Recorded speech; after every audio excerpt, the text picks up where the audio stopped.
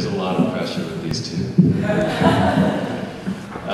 As you can tell from whoever attended last night's performance, I'm a dancer myself, and there's a thing with dancers, and I think you'll both agree, and any other performers out there probably too, that when you see a performer that resonates with you chemically, you're sitting in the audience like you are now, but all of a sudden, this is happening.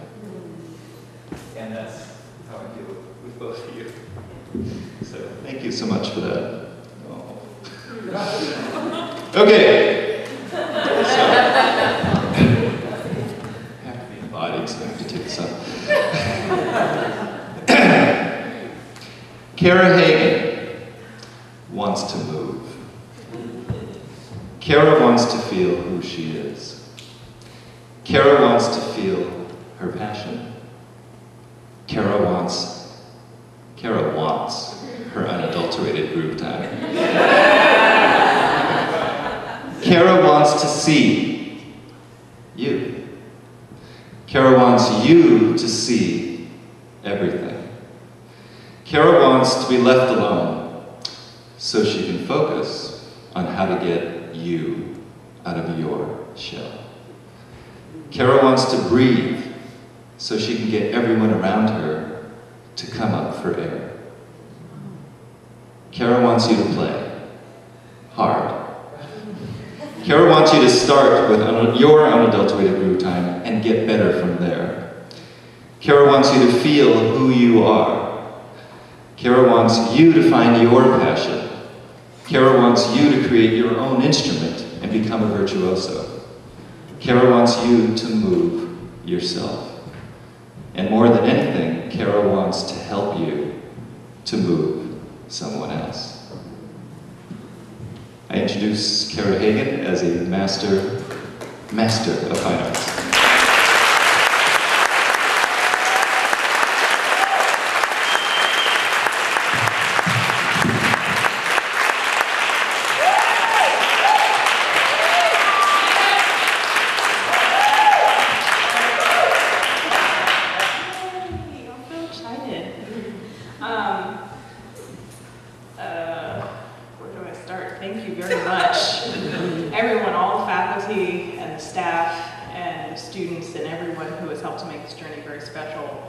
My family is not here today, but I need to thank them because they made some humongous sacrifices for me to come to this program and be here and leave my husband to hold down the fort. And my parents have been very supportive, and I too need to thank my dad especially because for a man who spent 25 years fighting fires and learning about humanity, he inspired me so much to want to use my art to know people and to help people and to be of service. So, thank you.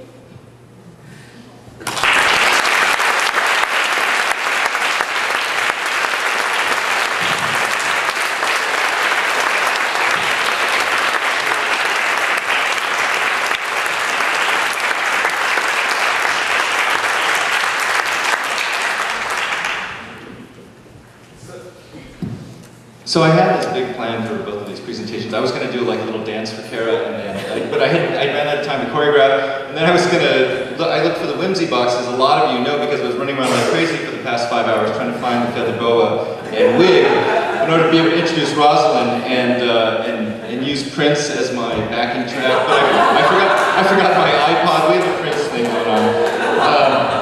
But my feelings will have to suffice. So. Roslyn Tate wants you to move your ass. Chicava Honeychild wants you to make friends with your body. Roslyn doesn't want you to not take no shit from nobody. Chicava wants you to feel your largest organ, your skin. Roslyn wants to co-learn with you by learning you with intelligence, grace, and lots of fabric. Chikava wants you to find the fertile, full-bodied funk that your fetal self once knew. Roslyn wants to know where you came from so you can have a clue where you're going. Chikava wants to show you what you can do with yourself once you get there. Roslyn wants you to look in the mirror and love what you see. Chikava wants you to step onto the stage of your next stage of life and love doing it. Chikava wants you to testify to this because Roslyn wants you to care about all this. The reason Chikava takes it all off is because Roslyn puts it all on the table. Roslyn Chikava Tate Honeychild wants you to feel all that oneness that she is. She wants to be the foremother dancing in the mind, body, and spirit of the future you that flutters your eyelashes and shifts your core so that you can inspire everyone you will ever meet. I introduce to you Roslyn Chikava Tate Honeychild.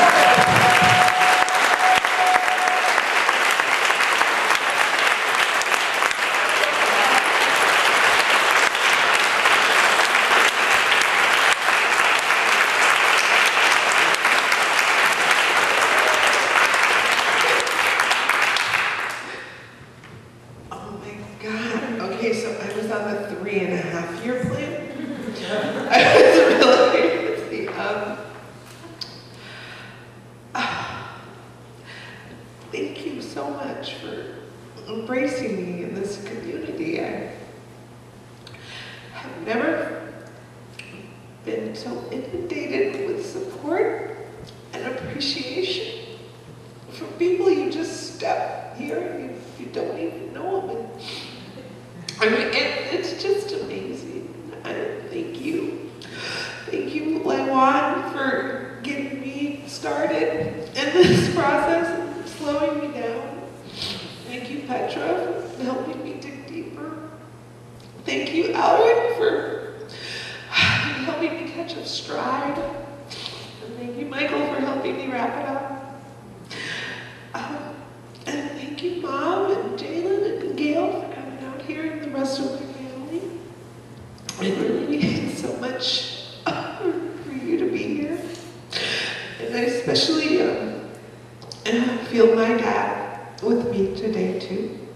I really wish he could be at this graduation. The last year really sucked. Like George Bush spoke. So this day for Dad is a way better celebration. Thank you, Tush Push President. Thank you.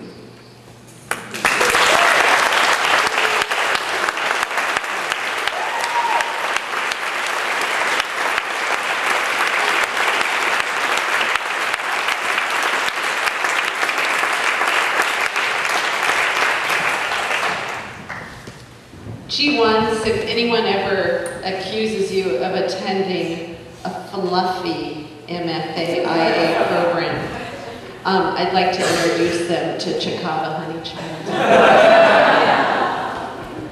Next, I would like to invite forward Stephanie Allen, Natalie St. Martin, and Michael Williamson.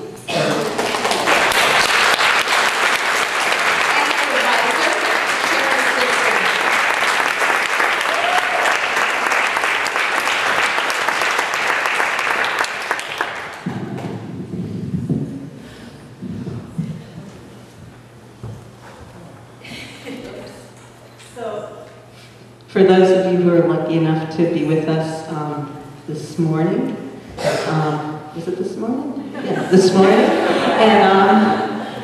And yesterday, seeing the amazing artwork of these three incredibly gifted individuals, and then listening to where their art comes from and having them speak from their hearts. you're really lucky, and I was really lucky to work with all three of them more than once during this program. So I'm going to get to the written part.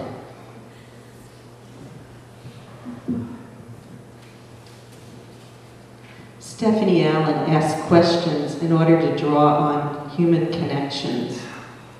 Her work is a deep investigation of doubt, race, and cultural identity, with an optimistic, generous, and loving sensibility.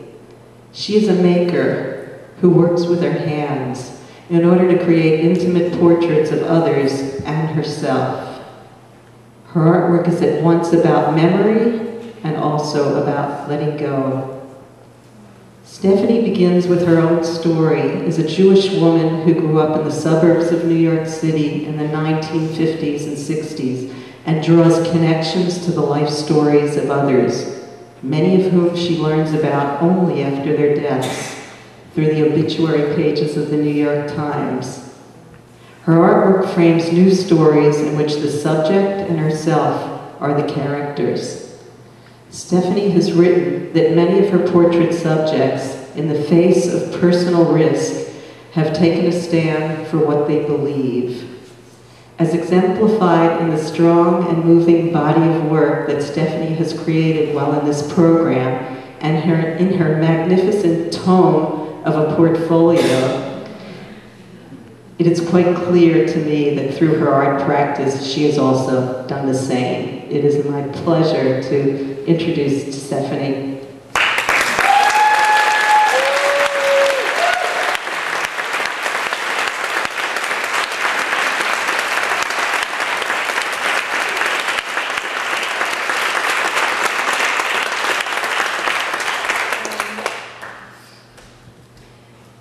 I need to take a minute. You know, I took this acting class a long time ago where the guy said, just get up there and just take in the room. So this is the last time that I'm going to be able to see all of you together here in this place at this time. And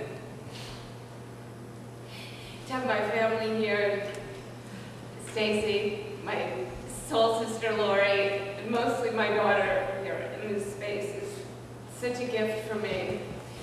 Joyce, it was worth every single moment of that portfolio struggle to hear you today. You talk about empathy, and everyone's story is here. I mean, it's what we take in, what we are privileged to share in this community is so rare. There are so many people out in the world that don't have this opportunity, and I don't mean coming to college and getting a degree. I mean sitting and being in a safe, trusting environment where people genuinely give a shit about who you are and what you have to say and what you're feeling and what this all means. My faculty advisor, starting with Sharon, I mean, it was like, I thought I'm going to Washington and I meet Sharon and Ellen Greenblum. You know, it's like two Jewish mothers, you know, to look up and it was fantastic. And then I work with Ulrich. Where are you? There you are. I got to work with Ulrich and I avoided Ulrich like the plague the first semester because he made movies and I was working in a movie company. I thought, ooh, no. Keep it away from me. And you become like my brother. You mean so much to me, and you gave me an opportunity to fall on my face and ask questions that people don't get a chance to ask as candidly as you gave me that chance. And you responded from your heart with such authenticity and integrity, and I am so grateful for that. And then Danielle, and only a few of us had the chance to work with Danielle. Danielle is just a queen among women, what can I say? And say too, you know, like Brooke, I think it was Brooke who somebody said, you know, you just said, just do nothing, just take it easy. You know, constantly, just stop sending me so much stuff, just take it easy.